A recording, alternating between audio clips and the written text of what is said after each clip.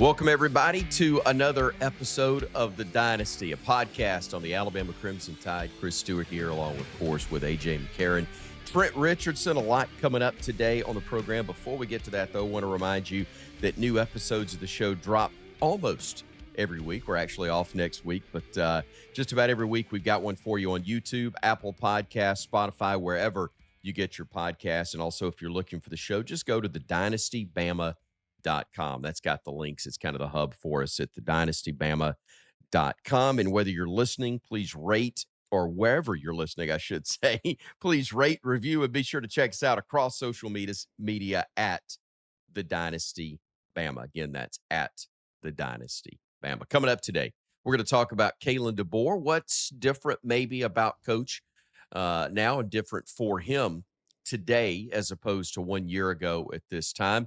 The quarterback position as well. We knew who it was a year ago, but now it's a little different. You got three guys battling for the job. What does it look like right now? How important is it at this point? And also, what is Ryan Grubb, the new OC, saying about that battle and the early season schedule? Big game in Tallahassee for the opener. Do you like the big game to start? Do you prefer to ease into those bigger games? That's among the things we're going to talk about today with AJ and Trent. First of all, guys, belated Happy Father's Day to y'all. How'd you spend the day? Did you get treated like kings, or was it just like every other day? Yeah, I'd have to say I was treated like a king on the golf course Nice. that morning. And then when I got back, it was normal routine of Dad, do this, Dad, do that. So that's about it for me. How about you, Trent? Man, my family got on the grill, man. So we grilled That's out sweet. and we sat around the house and we chilled out for a while, man. Yeah. And I enjoyed it, man. They gave me some time to myself. And they came down here and they fixed up the room again. Nice. And so baby took care of that. So I ain't got nothing to complain about this weekend, man. Father's Day was good.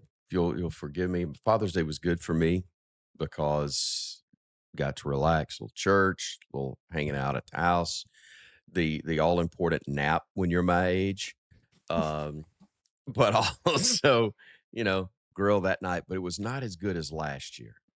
It was not as good as last year Tell me because this. AJ, hang on. AJ, last year I got to take the 13-year-old then out on the golf course. And he's good. But he wasn't as good as me that day. And when I dropped a 67 on him, Ooh, that was a good day for Daddy. ooh, That was a good day for Daddy. Ain't come close to that since, but it was a good day, Father's Day last year. Trent, I'm sorry. I had to get that not so humble brag in real quick. You good. And I'm the one interrupting. But my question is, how long does Father's Day last? AJ, you said when you came off the golf course, you was, back at it, and I feel you on that now. yeah, So how long does Father's Day last for us? about a couple hours.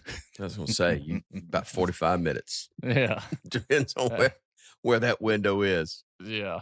That's I'll tell you what, you didn't right. see no 67s at Oakmont this weekend. Or you would have if they'd walked off after 12. That was the only way. Good night. That rough. 5 inches. All right, I know this ain't on the script, and I don't know how much I know, AJ, you play. Trent, I don't know about you, but when you watch athletes in other sports at the highest level, do you want to see them be great, or do you enjoy watching them struggle like they did and get mad? And I would equate it maybe to you guys playing in awful rain, or I know you probably ain't played in snow and ice, but terrible rain where the ball's slipping and all this stuff, or could. Which one do you enjoy watching more? Yeah, I mean, If it's not you. for me, I'm kind of in between on it, right? Because Okay. you play so many courses on tour that you're able to shoot some extremely low scores for a ton of those guys. When it comes to the U.S. Open, you want it to be a challenge. And listen, Oakmont is an absolute dog of a challenge. I mean, when you got guys that are, I mean, hell, the winner shot 1 under after 4 days of playing.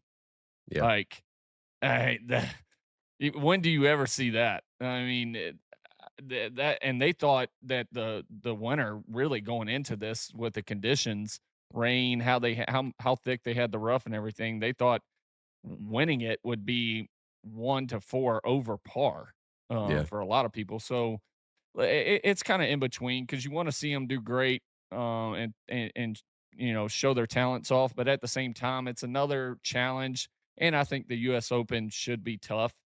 And I a little bias. I'm glad an American won it as well. So, and JJ Spawn, congrats to him. Go ahead and mark it down, Trent. AJ, America got a America. title. America Well, got U.S. one. Open, you got to have an American. I mean, come on. It is the U.S. Open. America. It is U.S. Open. He gonna be pulling for a U.S. guy, the British next time around. Mhm. Hey, let's go into some other stuff. We don't normally this time of year get a ton out of coaches, players. I did have some things last week with Crimson Tide Sports Network. We had some sponsor events, really 3 straight days of different sponsor groups that had luncheons or a dinner in Tuscaloosa, and I was with Coach DeBoer. I got to tell you, it's kind of a challenge, even though he's great to deal with. But I've got 3 straight days of basically the same thing with him with 3 different audiences, and so you're trying to hit on some of the obvious topics that are going to be appealing and interesting to each of those 3 groups because they're different groups. At the same time, I'm trying not to just bore the guy completely with what I'm asking him. So we do mix it up a little bit, but I think the theme is that I got from it, guys, we're trying to learn him a year ago. Just everything, background, history, personality. And even though he was pretty straightforward a year ago and laid back, I think to me it was just a little different, even more confident, even more self-assured, even more ready to go put Alabama where Alabama expects to be, but also because that's where he's used to being, guys. I mean, that's his background, that's his history. I know it's not, most of it is not at a level that everybody in Tuscaloosa is familiar with, but winning is winning. And everything he's done, high school, lower levels of college, now last year, again, we had to wait to hire him because he had been playing. Yes, coach retired right after the national championship, but he had to get back from it. The guy got to the game we wanted to be in.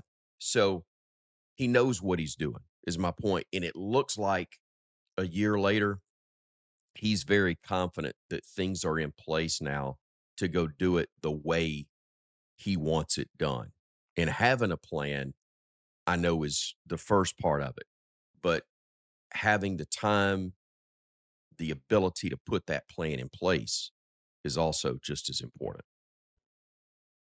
Yeah, 100%. Listen, I mean, you can get all the info about the University of Alabama, the Alabama job when it comes to the football team.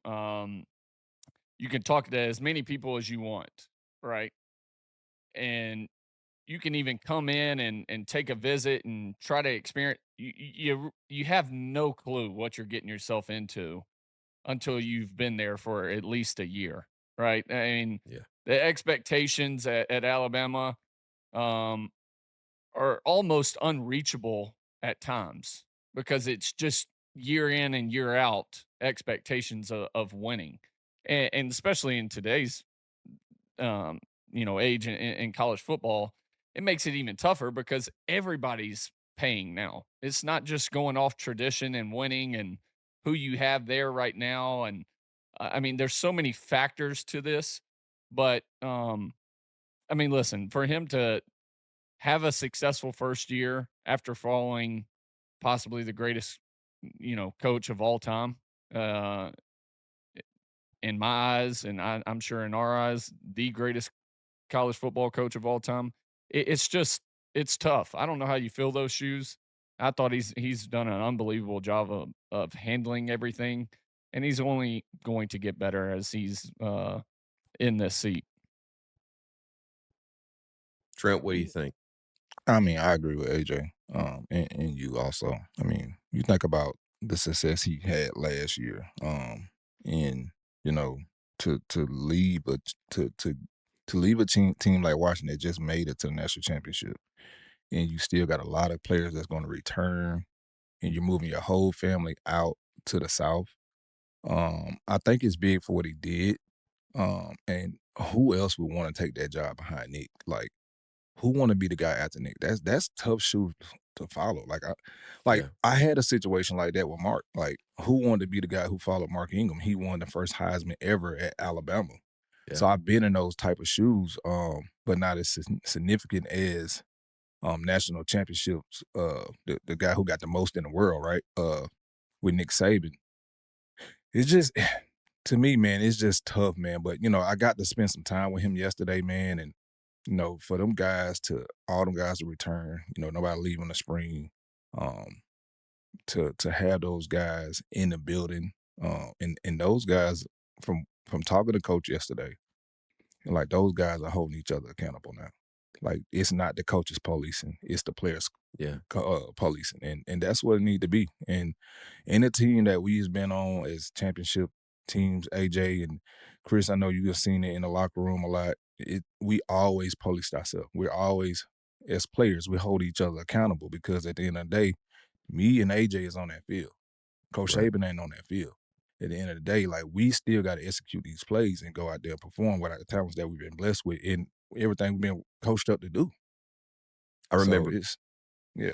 No, I'm sorry. I was just going to say, I remember Coach saying clearly that when you got it where you want it, you don't have to identify who the leaders on your team are because everybody's handling their own business. Naturally, there's going to be some guys by virtue of the position, seniority, all that stuff that may slide into that.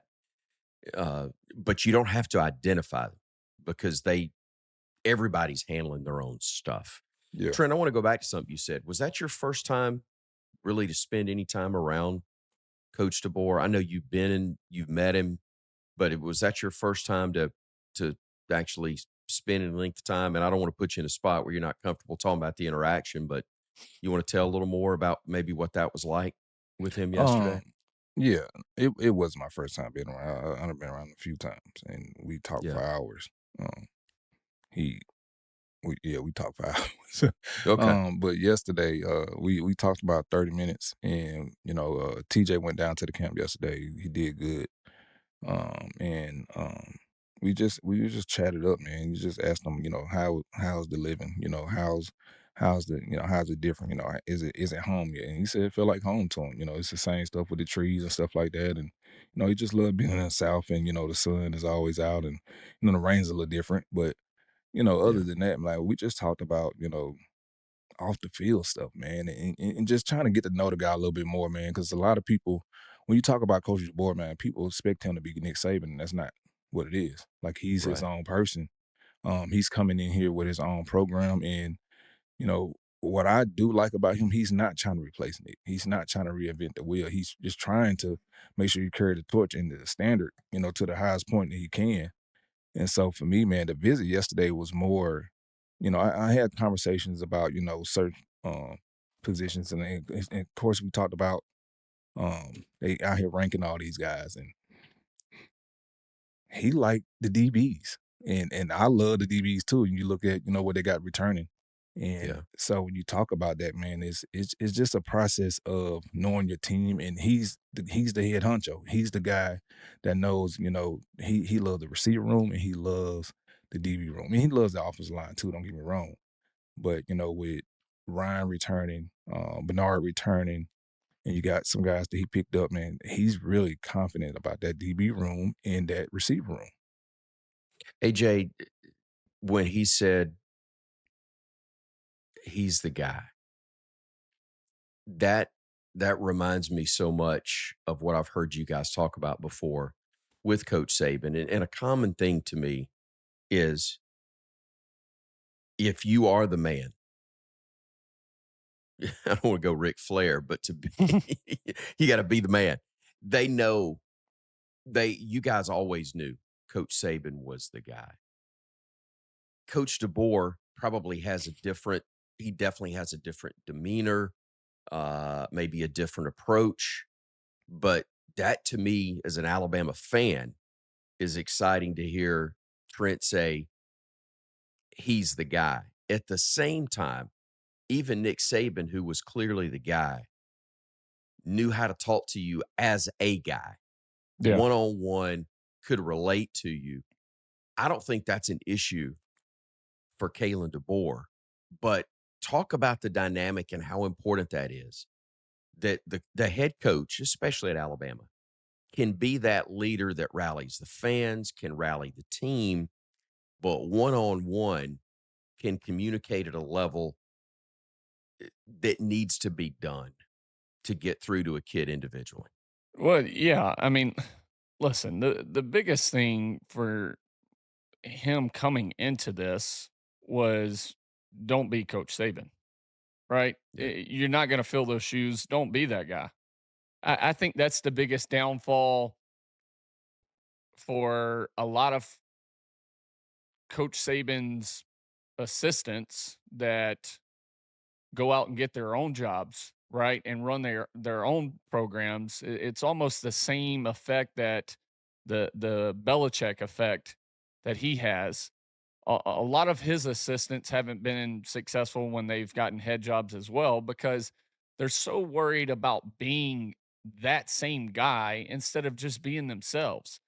Take what you know Coach Saban did or Bill Belichick did that made the program great, that made the process oriented part the key factor behind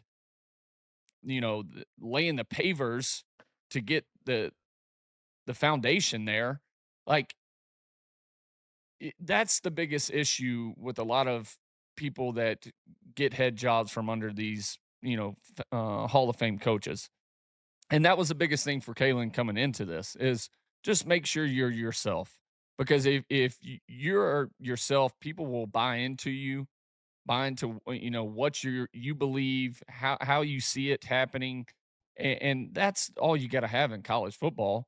I mean, if you got guys that'll run through a brick wall for you, it doesn't matter what you call, because a lot of times the effort part of it is going to win you that play more than the actual scheme. So it's awesome to see him growing into just being himself even more, being comfortable in his skin, trusting his process, trusting and understanding how he wants to do things, and for them to be successful. Trent, I remember a year ago at A-Day. So the first spring game for Kalen DeBoer as head coach, which turned out to be the last one where Coach Saban would be a part of the captain ceremony over at Denny Chimes. And when it was over with, you guys know that when that captain ceremony in the past ended, Coach Saban would shake the guys' hands, let them go do their thing, and then he was in the car and he's headed over the stadium for all the stuff leading up to the game itself. I mean, it's back to work. It's back to football mode for him. Coach DeBoer walked off the steps and went down with the players and was watching what all was taking place with that captain ceremony. And there was an interaction between he and Terrion Arnold. I think they had met, but it was just a casual conversation, and Terrion's laughing. And I remember him turning to Coach DeBoer and said, "Man, I like you. I could have played for you." As a former player such as yourself, you and AJ both, you played for the legend. You played for the best of his era. that's the guy that recruited you. But I'm starting to get the feeling from more guys like yourselves, and obviously it's the case with recruits. Yeah, Alabama's attractive, but there are a lot of guys that really want to play for Kalen DeBoer as well. Am I reading that right? Yeah, it's a lot of guys. I was down. I happened to be down there last week too. We had 7-on-7 stuff, and just seeing the guys come in from different schools, like how excited they was to just even talk to the guy and to even see them after the conversation. Um, some of our guys from our school, like they were just so excited, and some of the parents was too. And so just getting to know the man, um, to me, I think everybody loves him as a person, right? As a guy. But we all know when it comes to Alabama, to be loved as a coach, you got to win. No question. And No and question. and it's not the point the problem that he hasn't won. It's just the point that when he's going to put his real mark on the game, and I think that's what he's going to be able to do this year, if not next year. But I definitely think this year he has a coaching staff that's going to buy into, that's going to get these players to buy into. Because I'm telling you, man, these guys are working, and so Yeah. like you said, players are happy to play for 'em. They're excited about what's to come, and so that was the great thing about not losing guys in the spring.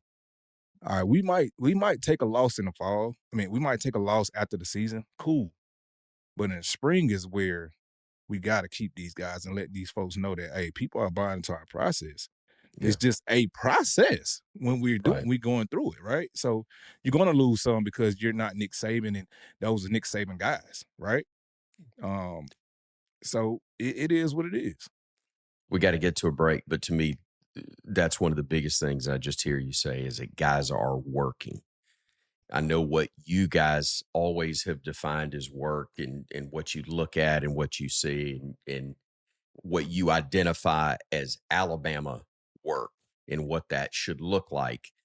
And that comment says to me that you're seeing that from them. Again, the approach may be a little different. The personality from the head man may be a little bit different. Okay, a good bit different. But the what looks like work still looks like work, and that work is being put in. All right, we're going to shift and talk about some of the players and Ryan Grubb, the OC. What does that look like, and how is the quarterback race going during the offseason, and what you guys are anticipating from that position? This is The Dynasty, a podcast on the Alabama Crimson Tide. Of course, Trent Richardson, AJ McCarron. I'm Chris Stewart, and we are back right after this.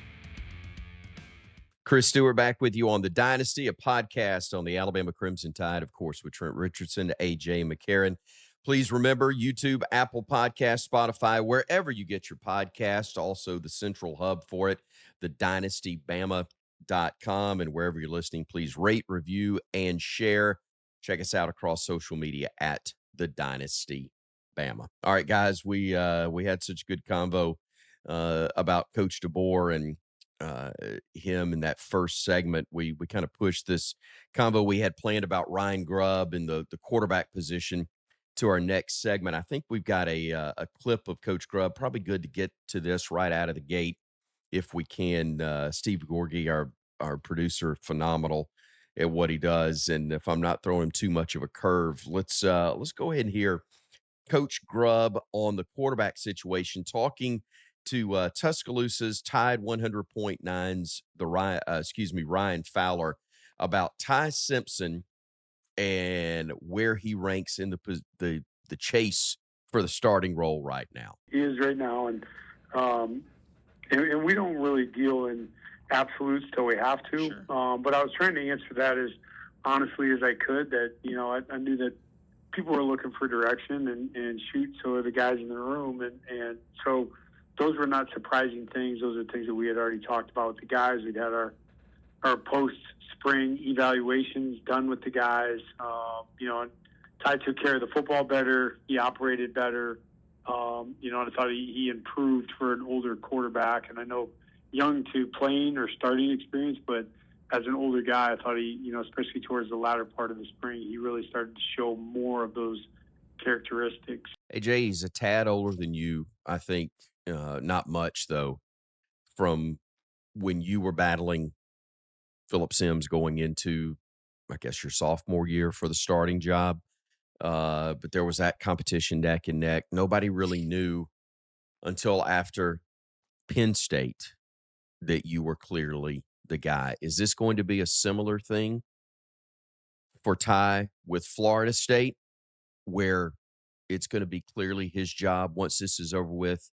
Or is this going to be a fluid situation throughout the year? Maybe not because of his inability to get the job done, but because of the talent of the two guys behind him. Yeah, I mean, I think it could vary. To be honest with you, listen, I think Ty is the guy. I've been saying it from the beginning of the show. Um, I think it's his job to lose. Not only from an experience standpoint, I think he has a ton of talent. I've worked with Ty, have trained with him in the past, even when he was a young pup coming out of high school. So I think he has a ton of arm talent. He can make every throw on the field. I think he's very underrated using his feet as well, being able to escape the pocket when he needs to, or throw in his own read when you lull the defense to sleep and they're thinking you're just handing it off to Jam Miller, and then all of a sudden you pull it and you bust around the edge. So he has a plenty of enough talent to go out there and um, win this job and keep it as well.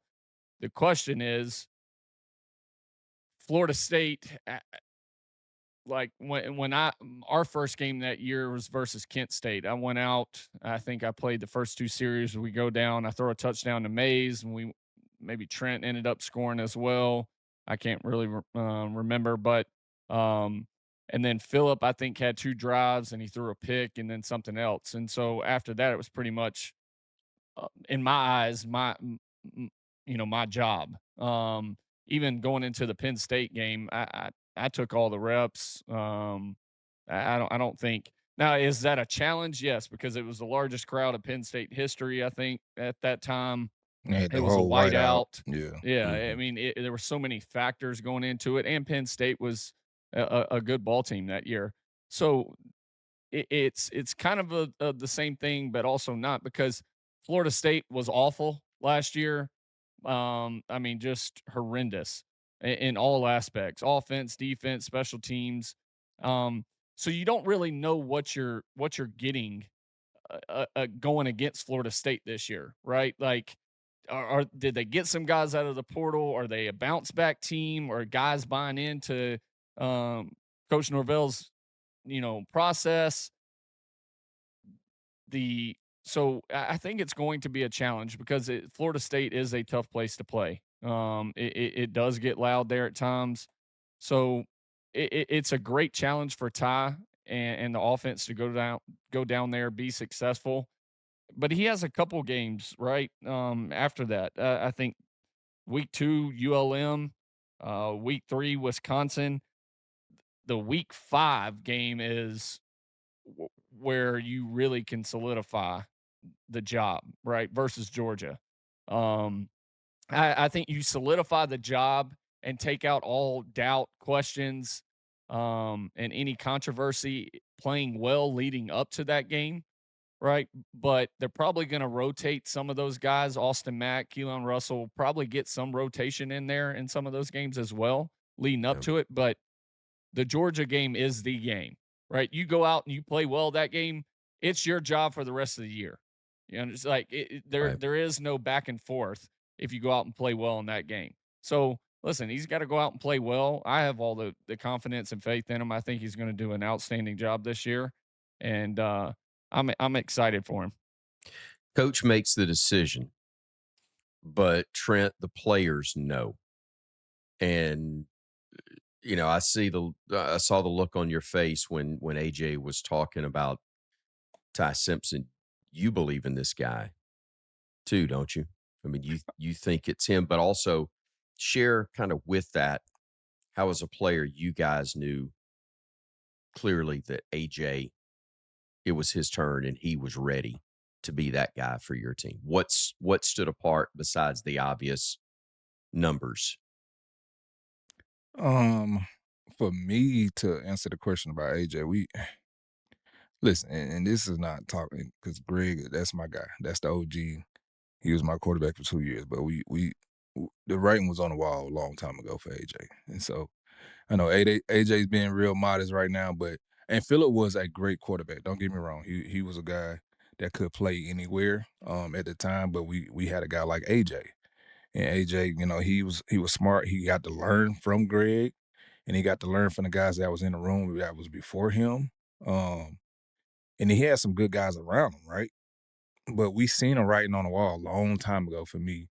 But to go back on what AJ said, when he went out there in Penn State and did his thing, especially at Happy Valley, and it's a whole whiteout out there, man. He shut that crowd down, and we went back and forth for a while. Like we didn't, I think it was we didn't score the first drive or something like that. And I know it was something crazy. We kind of got it together, and we got on their tail. But other than that, like that was a good game. That was a real good game, and it was a real good test for you to see, what poise that you were going to have. And, if somebody was trying to, stop the run game, like, can we put the game in AJ hands? And he did what he do. And so for me, man, that's Ty Simpson, man. I'm high on this kid. And I said this a long time ago. A lot of people don't realize, like, they're talking about and I love what Keelan's doing too. Keelan, they say this kid's got a lot of great promise early in his career at Alabama when he do get a chance to play. Whenever that is, right? But my thing is, people act like Ty Simpson won a 5-star too. People act like Ty Simpson wasn't Keelan Russell a few years ago when he came in. Now he probably wasn't as big as a name, because I think it's what COVID time and stuff was going on at the time. People just getting back from the COVID series and stuff like that. I mean, but man, what Ty Simpson has been able to do with his legs, people don't count on that. Like people don't like. To me, he's the real deal. And so people got to realize, like, this kid's smart too. And he's not making bad decisions out there too. So, being able to watch practice and being able to, just watch him over the years and being able to watch that he's got coaching lessons from Coach Saban's staff and Coach DeBoer now. And so now you got best of both worlds of the offense that you're going to be in, or the head coach that you're going to be playing for. And so people got to realize, like, this, man, like when you got a guy like Nick that comes back and say, hey, I'm not leaving, right? And I'm talking about the offense coordinator from last year. I'm not leaving. Yeah. And so if you can work with me and I can work with this guy here, and we can put our minds together, imagine what we can do with you. And so I think, man, that's big. And I think that's why they haven't lost no quarterbacks in the spring too. Another thing about Ty, you talked about Nick Saban, you talked about Kalen DeBoer, coordinators, all that. Don't forget when he goes home for dinner or goes home for the summer in this case, he's talking to a coach as well. His dad's college head coach, UT Martin, I believe it is. Yep. So, I mean, the guy knows the game. The guy knows he knows the loyalty to the process. Yeah, absolutely. AJ, let's hear another clip again from Ryan Fowler's show on Tide 100.9. This is Ryan Grubb talking about what he thinks is the most important thing in the quarterback room.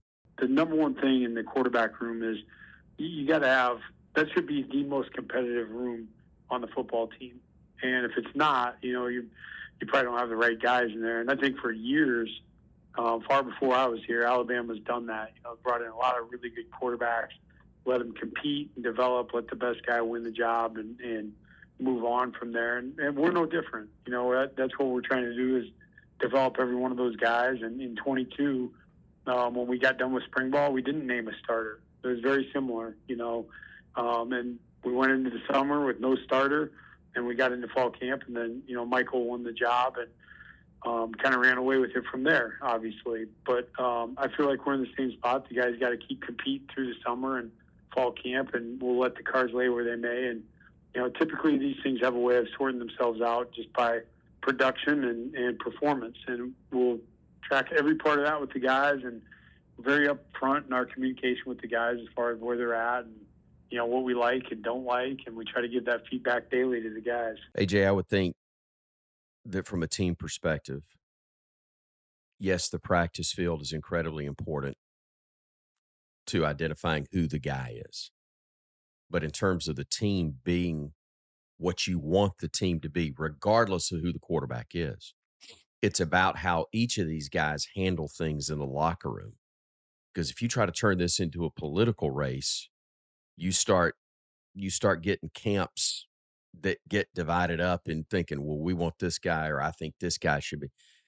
How tough is that part to manage, to where the guys that are all competing for the job still work together to make sure that everybody, themselves included, is unified behind the guy that ultimately wins it.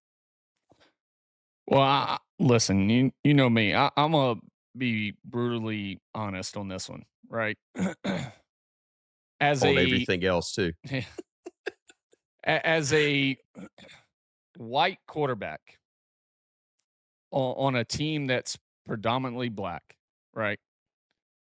You have to have some swagger and be able to relate to your black teammates. It's the honest truth, right? If you can't do that and you can't relate to them on off the field issues at all, it makes it tough, right? And if you go out and you're not performing to the best of your ability, it's just the way it is. Dudes will turn against you or will leave you there. I I I I mean, it's just the honest truth, right? Like where I grew up, how I grew up was completely different from Greg. And this ain't a knock on Greg, right? But I Greg didn't grow up around probably a ton of black people in Katy, Texas. In Mobile, we're probably 50-50. And where I grew up, it was 70-30. So I was able to relate to dudes even at an early age where Rolando McClain, took me under his wing. Um, Dante Hightower, so some of the greats, Javier Arenas, Justin Woodall, like I was able to relate to all these dudes, and it helps when you can relate to those guys from building a leadership standpoint, them trusting you, believing in you, and then going out on the field and performing. Um, it's big to Coach Grubb talking about though to have that competition. Listen, you're going to have competition at every big university, right? Every year they're trying to sign the number one guy coming out of the country at your position. That's part of it. If you were scared of competition, you shouldn't have taken your ass to Alabama, just to be honest, right? So you can't be scared of competition, but you have to build a rapport with every dude on your team and be able to relate to those guys and then also go out and perform. And that's what's going to set you apart from everybody else. Because if you're just a dude that just goes out and performs, but they have no relationship with you, no friendship with you off the field, when shit goes bad, it's going to be tough on you. And dudes are going to just push you to the side and not trust you anymore. You got to be able to relate to everybody. And listen, Ty is one of those guys. I promise you.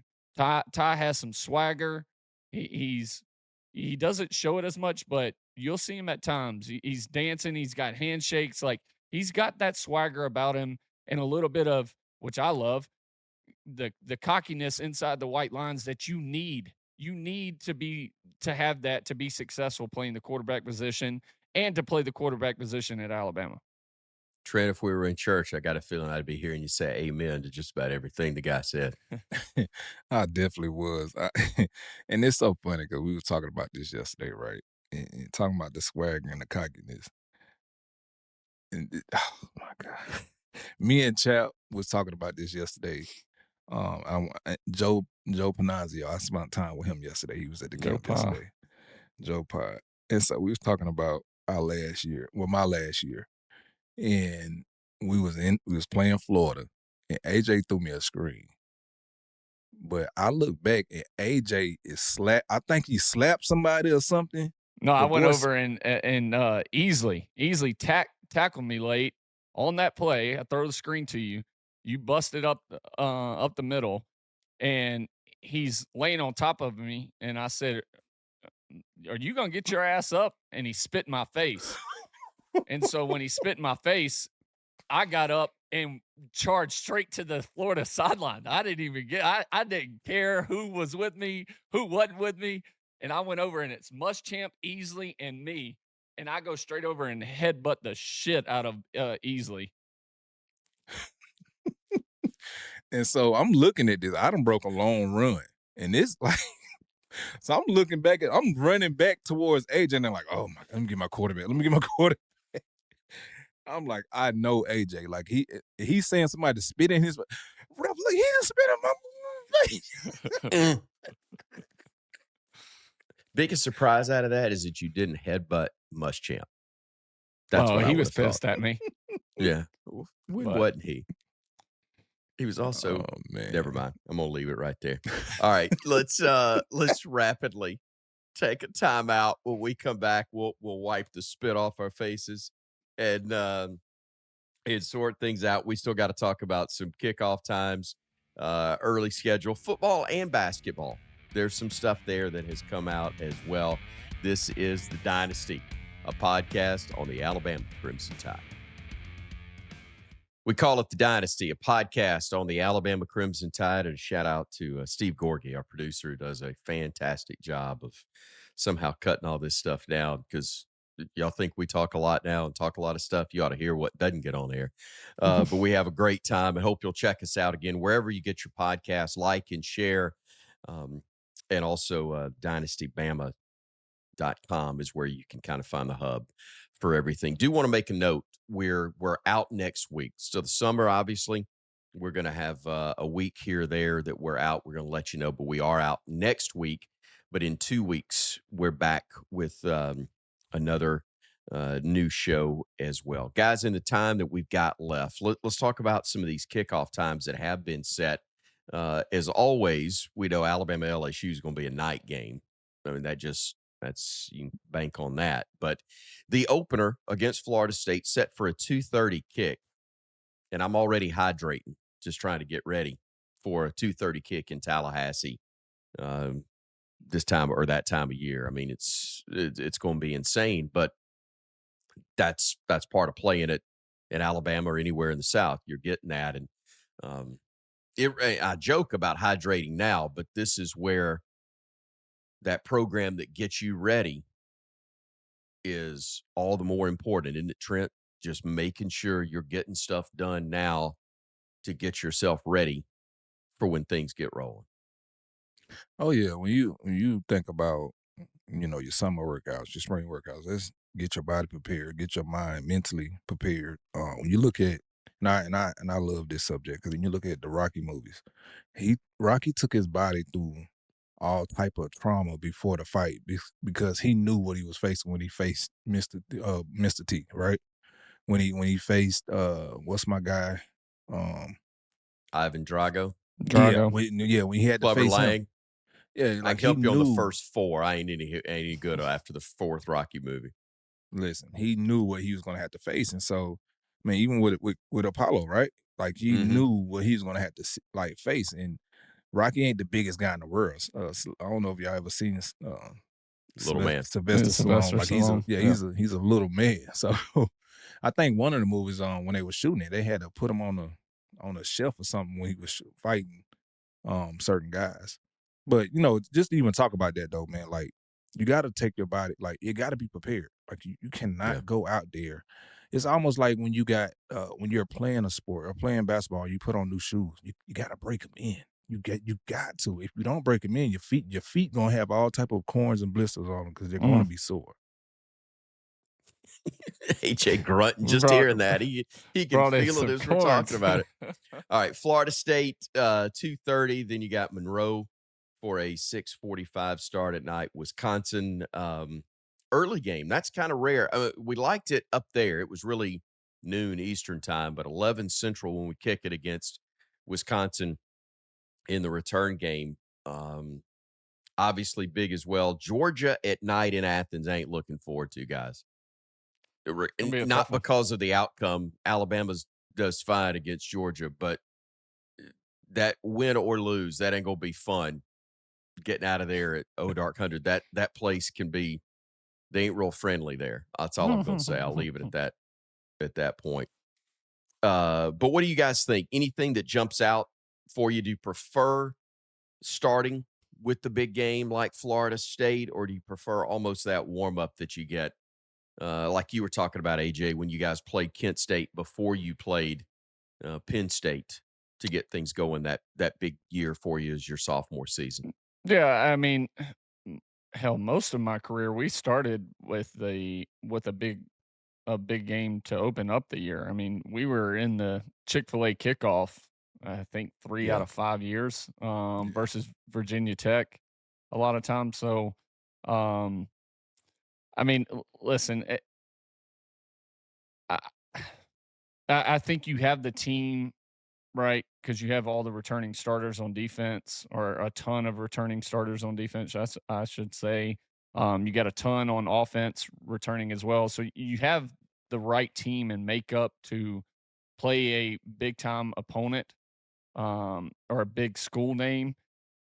The tough part for them is not having any film on Florida State's, offensive scheme coming into this year. Now, I understand they're going to be watching a ton of UCF, but you just don't know how Florida State's going to run Gus's offense with the talent that he has there, because the talent he has there is going to be different than UCF, right? And if there's one person that has given Alabama nightmares in the past, it's been Gus and his offense, right? Like it's like he always had the correct recipe to beat Coach Saban. He knew what trick plays, he knew when to call them. Like Yep. he is just that guy. He's a brilliant offensive mind. He's an awesome, even better coach to sit around and talk to. He was always awesome. But you just don't know what they have, and I'm sure there'll be some, hopefully, sneaking around, figuring out how we can get film and on them and whatever. I'm not saying for us to do anything illegal. Okay, put that out there, You're but just saying not. it does happen. But I mean, listen, they're going to be a tough opponent just because you don't know what to expect. Um, but I'd much rather play a big opponent early in the year. It's always fun.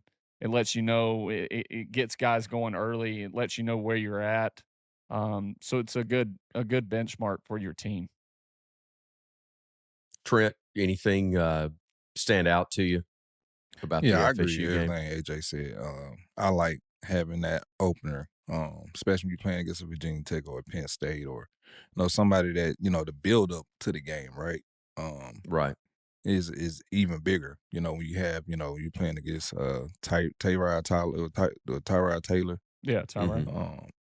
When you're playing against you got Joe Pod, on the other side when he was still coaching, right? That was his last 2 years. I think we played him. It, it's, to me, I love the big openers, because when you have that build up, like when you're playing at USC, when you got the history in those programs also, right? Like you just Yeah. can't match them with anybody, right? You got to match us with a Michigan, or you got to with a Virginia Tech or West Virginia, somebody that's going to give you that type of game that's going to open up the seat. Like that's open up college football, right? Like, as everybody know, like everybody's really trying to pay attention to how Alabama's coming out, right? Or who's in the SEC is going to come out with the big game, the big rival, to lead it off. And I think Coach Saban has done a real good job with scheduling those games early, man, to see where we at as a team anyway. Like, see where our mentality is. Like, what's your mentality? Like, what's your Yeah. identity? Like, quarterback battle or not, like, who's going to earn the job to be the guy that's going to lead the team for the rest of the year? It's great if you win it.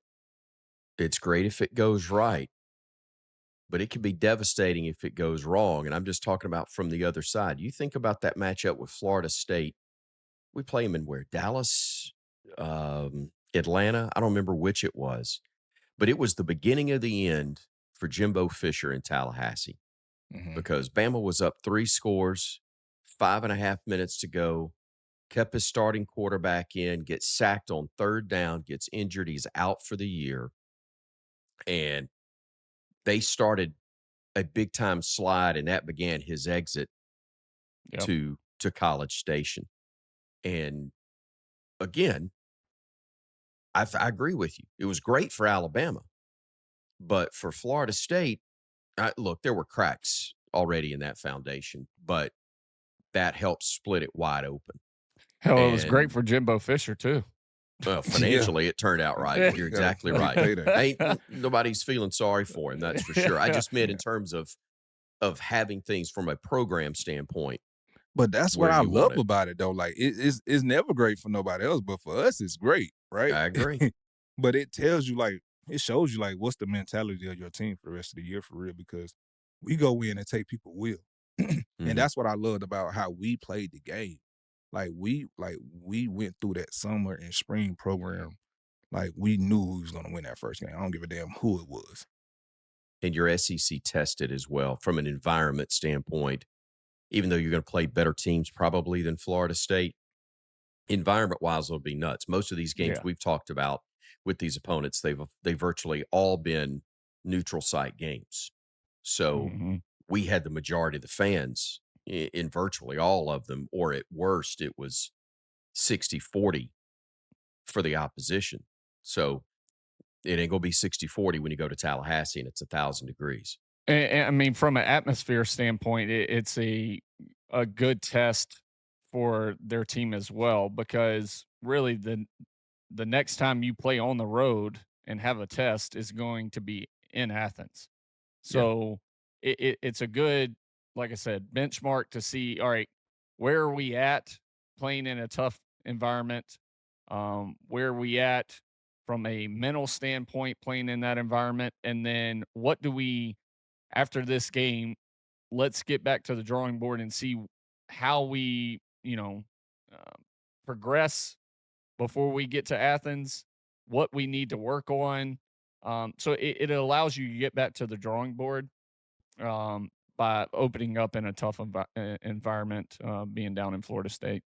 And then you think about it too, like you play your best football from week 1 to week 2. That's when you make your best, your progression is, that's what they say, right? All right. The only negative about that Alabama LSU game, the only negative, it's the same day Alabama and St. John's are going to meet at Madison Square Garden in basketball. Now, selfishly, I can't be 2 places at once, even though I'd love to be. First game I ever did almost 24 years ago as Alabama's play-by-play guy. I'm sitting courtside, Madison Square Garden, preseason number 8 Bama, preseason number 3 Oklahoma. I'm 2 seats down from Dick Vitale. It's my first game. Wow. As the voice of the Tide, and I'm there. I've been a handful of times, but that'd be cool to go back. I bring that up to say the non-conference portion of the Alabama basketball schedule has been released. The SEC ACC Challenge matchups released last week. Clemson and Alabama. What a shock. We're hearing that again. But the reality is those teams are 2 years removed from meeting in the Elite Eight for a spot to go to the Final Four. I still don't know that Bama fans are fired up to see Clemson. They'd rather see probably somebody else from the ACC in basketball, but that is expected to be another big game. They're coming to Coleman Coliseum, but the other non-conference games, guys, at Madison Square Garden, it's really at St. John's, but on a non-campus floor. So we'll be there on November 8th. The next week, Purdue comes to Tuscaloosa for a game on November 13th. Then you got Illinois playing them in Chicago on November 19th. I think I'm going to get hosed out of that one as well because of a football conflict. The great trip as well for the players in a big event because they got a chance to win some money is the Players Era Festival in Vegas. They're out there for a week, guys. 5 days, I believe. They get to go to Vegas and play some ball games.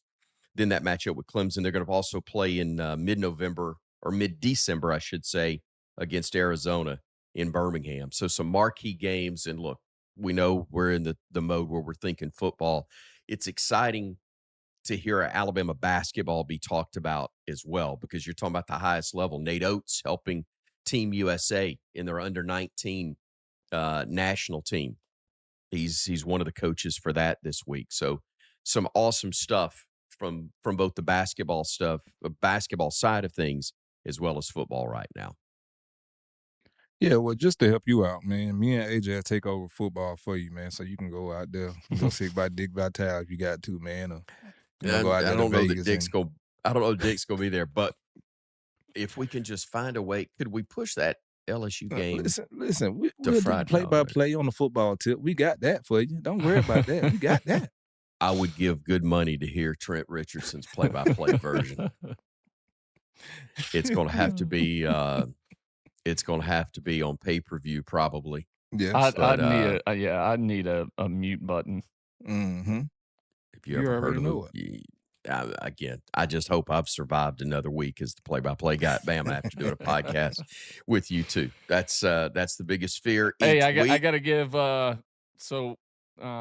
We were down, as y'all know, all week last week, playing the Perfect Game World Series for our baseball team, and we came out World Series champs. Excellent, coach. Yeah. Good job, man. I had to give the boys a shout out, our team, and then my two oldest on it. So it was awesome. We got beat twice. We first day opened up 2-0, lost the first game the second day, but and it ended up losing one more. We lost both games by 1 run, and then turned around and played both of those teams in bracket play. One to go to the semifinals, run-rolled them, and then the other team that we lost 16-15 played them in the championship and run-rolled them. So it was pretty cool. Bounced back and won it for them. Tell nephew I'm proud of him, man. That's what's up, man. People don't get this, but you guys played for won national championships, multiple national titles in college, biggest stage in the world. But when you're a kid playing and winning a championship, whatever level it was, or I'm guessing even AJ coaching your kids, probably even bigger. Mm-hmm. Dude, that's special. I still remember the diving catch that robbed my team of a state championship at an all-star tournament when we were like 11, 12 years old. I mean, that stuff sticks with you. Oh, 100%. There's nothing like seeing your kid. We make the last out and seeing him run off the field and from shortstop and come over and jump and hug you. And my middle baby Cash coming from the dugout, and he's all excited. And so, I mean, it's definitely a special deal. It was fun. It's cool till they start hitting you for the NIL deals this week. Just expect all the phone calls from, we're getting calls from this team, coach. Well, what can you match? Yeah. I tell you what, I've been a dad for a long time, right? And it's nothing like having somebody you love unconditionally, no matter what, smile at you, win, lose, or draw. Like, I can remember, man, coming off the elevator, and this is when football was bad in Cleveland, right? And my daughters would be at the elevator, ready for me to come down the doggone escalator, like, and that would cure everything for me. Yeah. So, like, watching my kids, like my girls with academics and stuff, and my daughter, like, she's at Alabama now on a full scholarship academically. That's what she did. And that's the most proudest moments that I can have, man. It don't even be about the sports. And I love when my son's doing sports day. They're ranked high in the nation in Little League or middle school ball for a reason. They work hard, but to see them academically or to just do anything is just a joy. Great stuff. Guys, appreciate you. A lot of fun. As always, hope all of you enjoyed it as well here on The Dynasty, a podcast on the Alabama Crimson Tide. Again, a reminder, we're gone next week. We're off, but we're back in 2 weeks with another show. For AJ, for Trent, I'm Chris. Thanks for joining us, and Roll Tide.